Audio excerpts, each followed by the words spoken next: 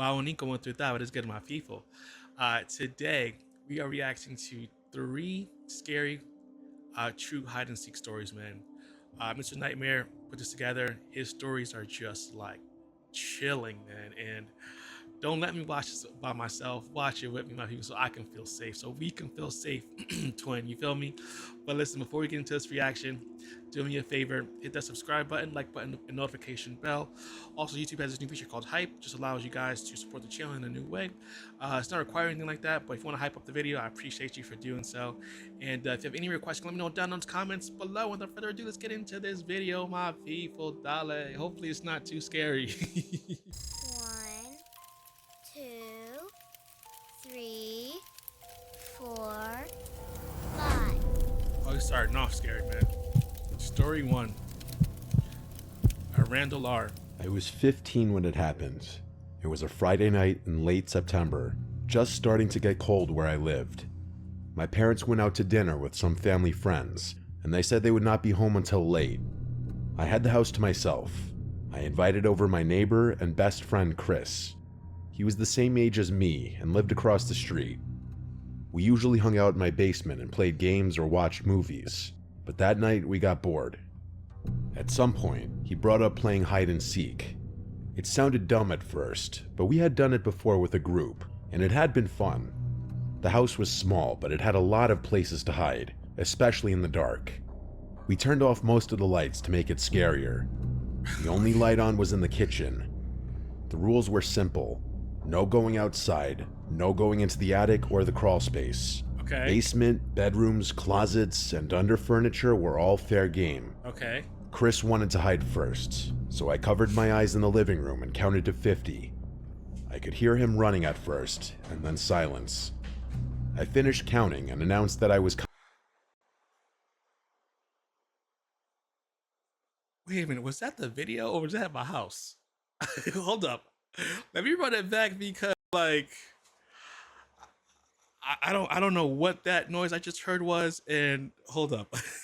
I think it's a video. I need to make sure though. first, so I covered my eyes in the living room and counted to 50. I could hear him running at first, and then silence. I finished counting and announced that I was coming. Oh my god. I started in the kitchen since it was right there, but there was nowhere good to hide. I checked behind the basement door, then down the hall. I looked in the bathroom. Empty. I opened the closet near the front door. Nothing. I went upstairs.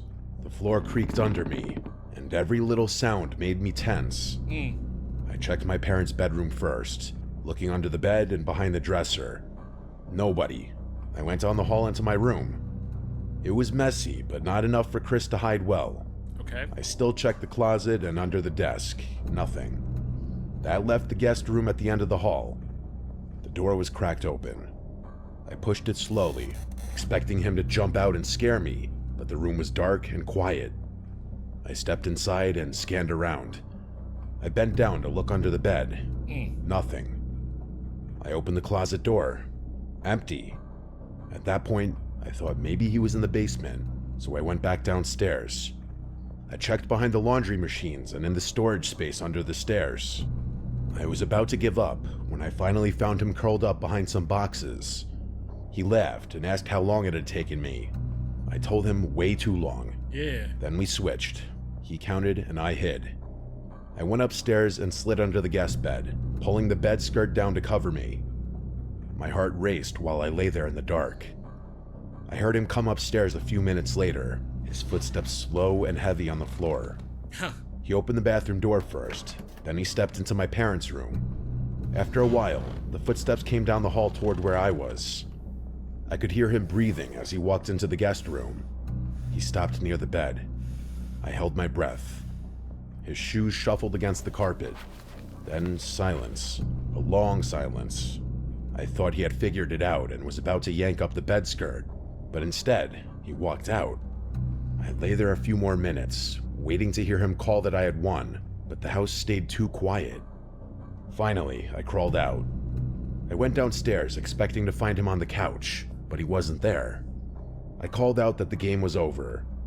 A voice came from the basement saying he was down there. I thought he was messing with me. I walked to the basement door, opened it, and shouted down the stairs.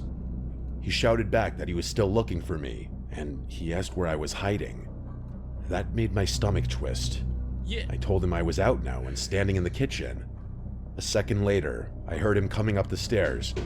He stepped into the light and looked confused. He asked how I had gotten upstairs so fast. I told him I had been under the guest bed the whole time. He frowned and said he could have sworn he checked that room, and he heard someone moving inside. He said he thought he heard breathing. I told him I stayed perfectly still. We argued a little, but then we just shrugged it off. No. We played another round, but the whole time I felt uneasy. Every creak in the house made me jump. At one point while I was counting, I thought I heard something upstairs, like a soft thud, but when I searched, it was empty. I found Chris in the laundry room. We kept playing until we both got tired. Then we sat on the couch in the living room and turned the TV back on. That's when we both froze. From upstairs came a loud bump, like something heavy falling. Chris asked if it was my parents. I reminded him they were still gone. The hair on my arm stood up. We sat there waiting, but the house went silent again. Chris said maybe something slid off a shelf. I wanted to believe that. No. But then, while we sat listening, we both heard it clearly. A slow creak of floorboards, the sound of someone walking down the hall upstairs. We stared at each other, neither of us moving. Then I whispered that maybe we should check. Chris shook his head, saying no way. But if someone had broken in, we couldn't just sit there. I told him to stay behind me and grab the fireplace poker from beside the couch. We went to the stairs and started creeping up. The house was so quiet I could hear my own breathing. The steps groaned under our weight. When we reached the top, I pointed toward the guest room. The door was closed now. I knew for a fact I had left it cracked open. We stood there frozen. Then from behind the door came a sound. A slow, dragging noise, like fabric sliding across the carpet. Chris whispered that we should leave. I wanted to, but curiosity and fear kept me in place. I raised the poker and reached for the knob. When I tell you my hands were shaking, I'm not just saying that to be dramatic for the story. I pushed the door open fast. The room was dark, but the shape of the bed and the dresser were visible. Nobody was there. The closet door stood half open. I moved closer as Chris stayed in the doorway. I yanked the closet door open. Inside was nothing but coats and boxes. We both let out shaky laughs, pretending it was all in our heads. But then, just as we turned to leave, we heard another sound. This time it wasn't upstairs. It was downstairs. What? The sound of the front door opening and closing. We froze again. Chris whispered that someone was in the house. I felt my stomach drop. We ran down the hall and crouched in my room with the lights off. I held the poker tight. We listened, and at first there was nothing. Then there were faint footsteps on the first floor. I wanted to call the police, but my phone was on the couch where we had been sitting. I whispered that maybe we could sneak out the window, but it was too small. The only way out was down the hall past the stairs. The footsteps moved closer. We heard the basement door open, then the steps went down one by one. We both exhaled in relief. Whoever it was had gone into the basement, so we took that time to run. We sprinted down the stairs through the kitchen and out the back door into the yard. We didn't stop until we reached Chris's house across the street. His parents were home, and when we told them what happened, they called the police. The officers searched my house from top to bottom. They found nothing. No signs of forced entry or anyone hiding in the basement. They told us it was probably just the house settling, or our imagination running wild while we played. But Chris and I both knew what we heard. We knew someone had been inside. For weeks after, I couldn't sleep well. Every creak made me think someone was in the hallway. That was the last time I played hide and seek ever. We're too old for it anyway. Chris and I never talked much about it again, but sometimes when we look at each other, I can tell we're both remembering that night. The night hide and seek turned into something else. Even now, years later, I still think about the sound of the closet door, the dragging noise in the carpet, and the footsteps on the first floor. We never found out who it was. Maybe a burglar who realized we were still home. Maybe someone who slipped out when we ran. All I know is that playing hide and seek that night showed us just how scary it is to realize you aren't alone in your own house.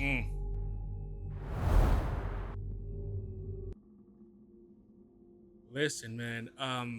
What a way to start off, man. Wow, very scary.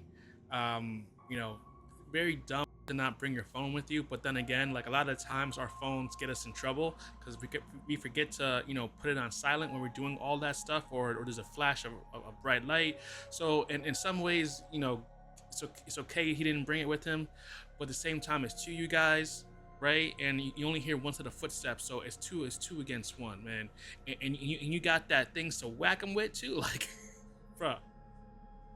I'm kicking that door open, like, get out here, mother. You know what I mean? Like, and we gonna give him a little 2-piece action. You feel me? Listen, man. Be careful out there, man, because like there's some weird and deranged people out there in the world, and this is just a prime example of you thinking you're home alone and you're really not. If you feel something that is not right in your gut, listen to your gut. It does not steer you wrong. And even if you happen to be imagining things, it doesn't hurt to to make sure that you're either verifying it or having someone else verify it for you. So if you happen to call whoever you need to call, the authorities, blah blah blah, like, do it. It's okay. Like, that's their job. That's what they get paid to do. That's what our taxes go towards. Like, call somebody, and make sure you exit the house. Okay, you feel me? Especially if you're there by yourself. But yeah, man. Let's continue. Story 2 by Michael. I grew up in a neighborhood that backed right up against a stretch of woods. The houses lined one side of the street, and behind them was nothing but trees for miles. When I was younger, a group of us kids from the street used to play together almost every weekend. In the summer, we stayed out late into the night, sometimes until our parents yelled for us to come home. One of our favorite games was hide and seek. We usually played in the backyards and into the edge of the woods. It was fun during the day, but at night it was different. The trees swallowed up the light, and everything looked the same no matter where you were. That was what made it scary, and that was what made it fun. The last time I ever played hide and seek in those woods was when I was 14. It was August, hot and humid even at night. There were 5 of us: me, my friend Tyler, his little brother Matt, and 2 kids from down the street, Jason and Eric. We all decided to play outside because it felt cooler than sitting in someone's basement. The rule was simple. You could hide anywhere in the backyards or in the woods, but you had to stay close enough to hear when the seeker called the round over. Jason volunteered to be it first. The rest of us ran off. I went into the woods with Tyler.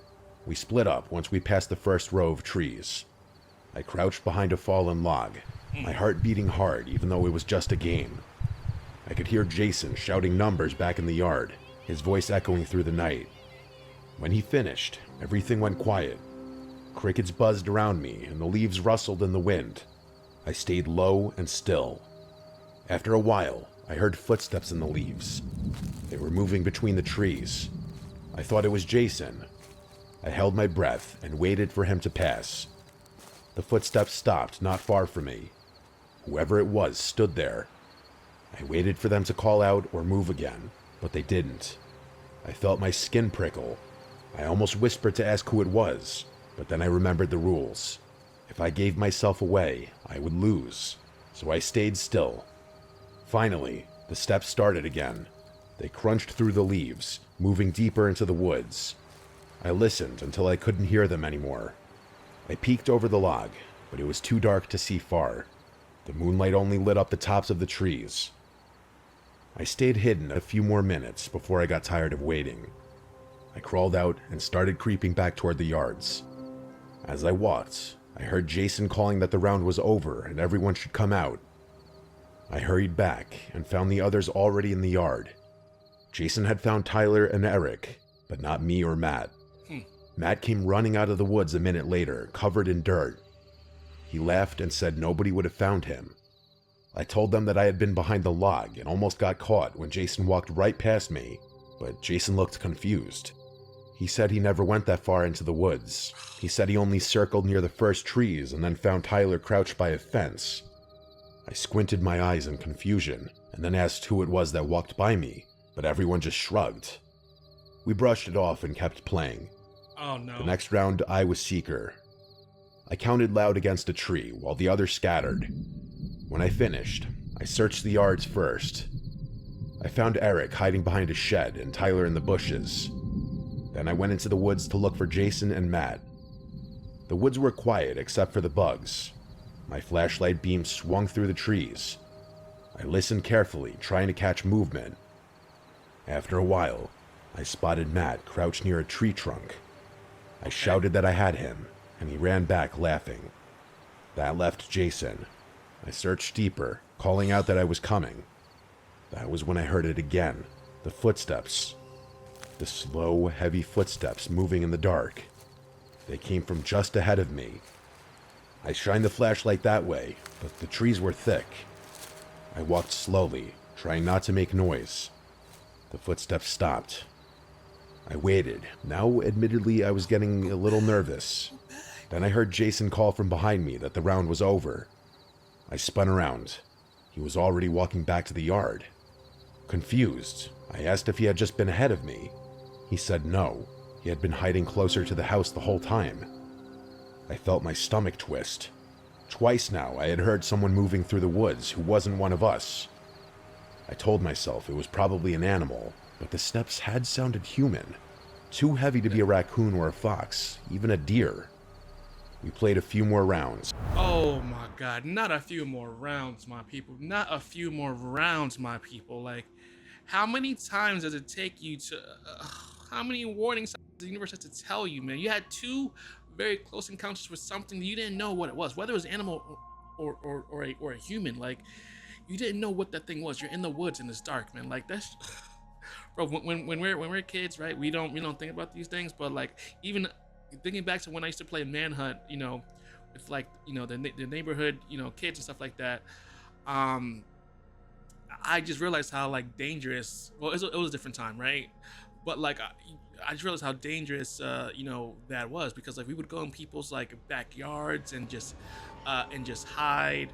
But you know what I mean? Like in wooded areas, and there would be like, of course, like a parent like outside, but they're not like with us when we're hiding. So like it could, so many things could have gone wrong.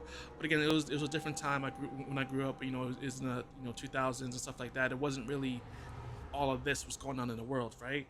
But like now, I'm just like, bro, like you it just takes me one little snap, crackle, or pop of a branch, and I'm game's over. Like game's over. I'm done. It could not be me. not in 2025. It could not be me, my people. Every time I hid, I couldn't shake the feeling that someone else was out there. I kept hearing faint noises in the trees, branches snapping, leaves crunching. At one point, I even thought I saw a shadow move between the trees. But when I aimed my flashlight, it was gone. The others didn't notice anything. They just kept laughing and running. I tried to act normal, but I couldn't shake the nervous pit in my stomach. The last round of the night, Jason wanted to hide in the woods again. We all split up like before. I didn't want to go too far, so I stayed near the edge. I crouched low in the tall grass. I could see the faint glow of the porch lights through the trees. I heard Jason's faint voice in the distance counting. When he was done, there was once again silence. After a few minutes, I heard something that froze me in place. It was whispering. A low voice, too soft to make out the words, but it was close. My whole body tensed up. I peeked over the grass, but the woods were empty. I listened hard, but the whispering had stopped. A moment later, I heard footsteps again. They moved past me and into the trees. I lay trembling. That was when Jason called that the game was over. Everyone else came out, laughing and brushing dirt off themselves. I walked back slowly, my heart still racing. I told them I had heard someone whispering, but they all just laughed and said I was trying to scare them. I didn't argue, but I knew what I heard. We sat in Tyler's yard after that, drinking soda and talking. That was when Matt asked if anyone else had noticed the man. We all stopped and looked at him. He said while he was hiding, he thought he saw a tall man standing in the woods. He said the man didn't move, just stood there watching. Jason told him he was crazy. Eric laughed it off, but I felt sick because I believed him. We ended the night soon after. Everyone went home. I lay in bed that night, staring at my ceiling, unable to sleep. I kept hearing the whispering in my head, the slow crunch of footsteps in the leaves. I never played hide and seek in the woods again. Even now, years later, whenever I hear leaves crunch underfoot in the dark, I think back to that night. I think about that man that Matt said he saw. I think about the footsteps that weren't Jason's, and the whisper that I still can't explain. Maybe it was a stranger passing through. Maybe it was someone who lived out there.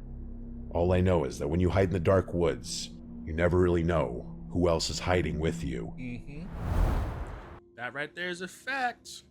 And it's so funny you said I never played it again, but you played it three or four times after you felt uncomfortable and you heard things, right? Like, buddy,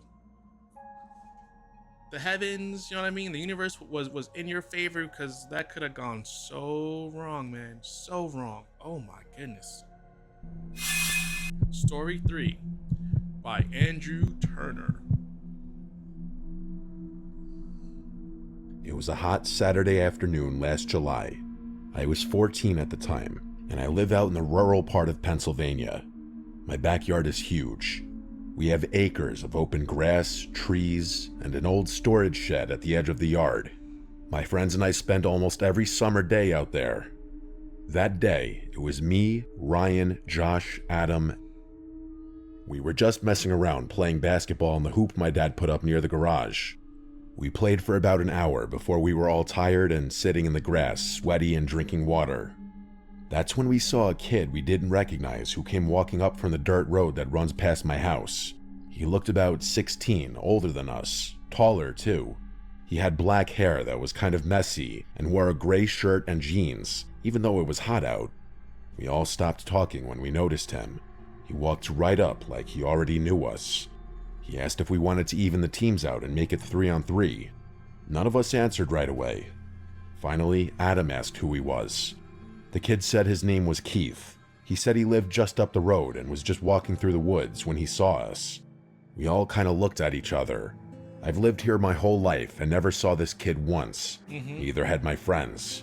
But he acted normal enough, I guess. Ben asked him if he wanted to play basketball.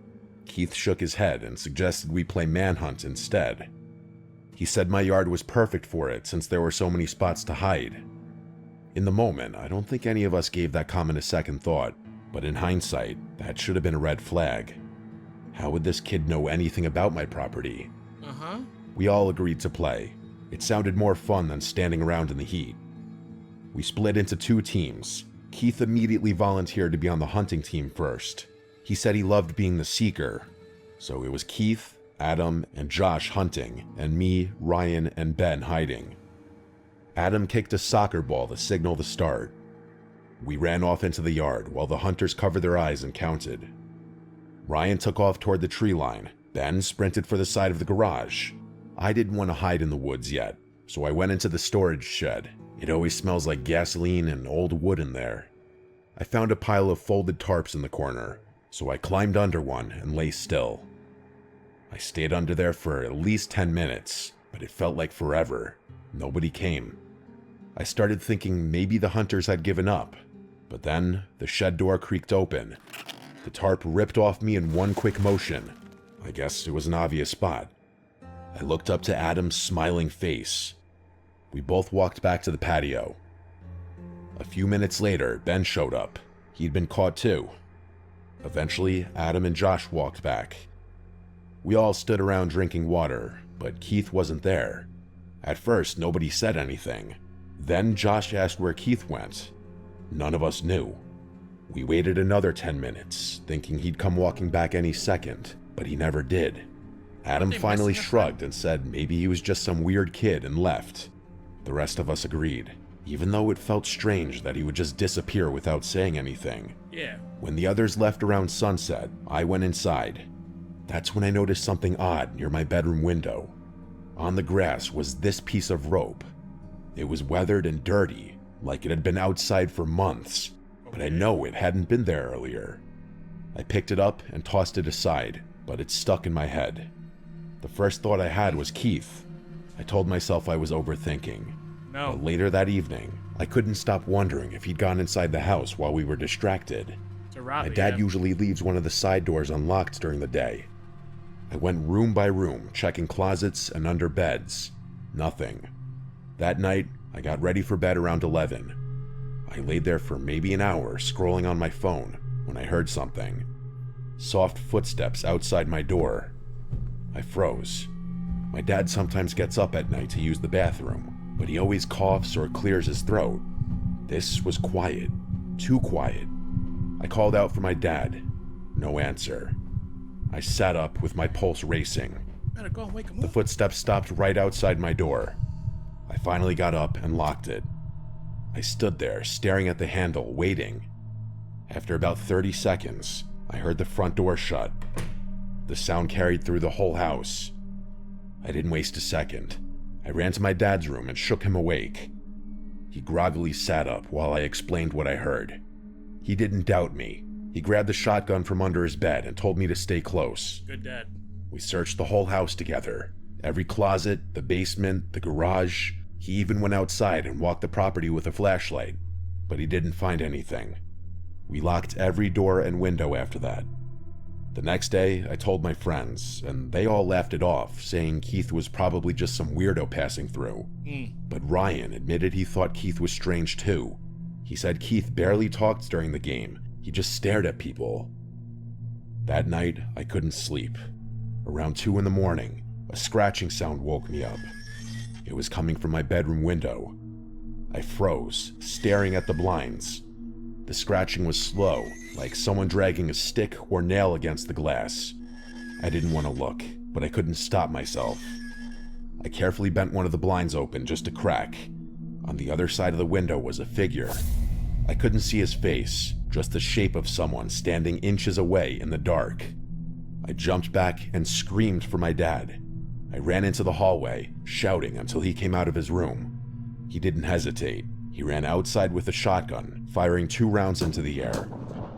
I heard him yelling that he'd shoot whoever was out here if they came back. The figure at the window was gone. The rest of the night, I didn't sleep at all. I sat in the living room with the lights on while my dad stayed up too. The next morning, he told me he thought Keith had been the one messing with us. He said if that kid showed up again, he'd shoot him. I know he wasn't fully serious, but that's just how my dad is. He said that kid isn't welcome anywhere near our house ever again. As far as I know, Keith never came back. But sometimes when I'm outside at night, I think about that rope by my window, and I wonder what he was planning to do if I hadn't woken up when I did. I don't know, man. That's odd, especially when you live in the area, you live there your entire life, and you know that there's nobody like that that lives up the road. So I wouldn't even, I don't know. I would have, asked him questions, but then he probably would have known that I know that he doesn't live there. Maybe that might have like escalated things, but it's like 6 of them, right? Versus that one guy, like they would have been all right. You feel me? They would have been all right. And also too, the next day I would have went up to the house up the road to see if there was a kid named Keith that lived there. If he didn't, then clearly something's amiss, man. And I think one of 2 things about the story: either he was messing with the kid or whatever, because he didn't come back. Like he was just playing a prank. He just wanted to like just be a prankster, or he had some like nefarious intentions, and I don't really know which one it is, but like I'm not taking no chances, man. I'm taking 0 chances. I know that much, my people. But let me know down in the comments below which story you found to be the most chilling. Was it 1, 2, or 3? I think for me, the second story probably is the most chilling one because of just how dumb the kids were. It's very very believable because like kids are like, think about when you were that age, like you're just like, okay, you know what I mean, it's probably nothing, we just want to have fun, like that's why it was so believable. But listen, thank you so much for watching. I'll see you in the next one, my people. Peace.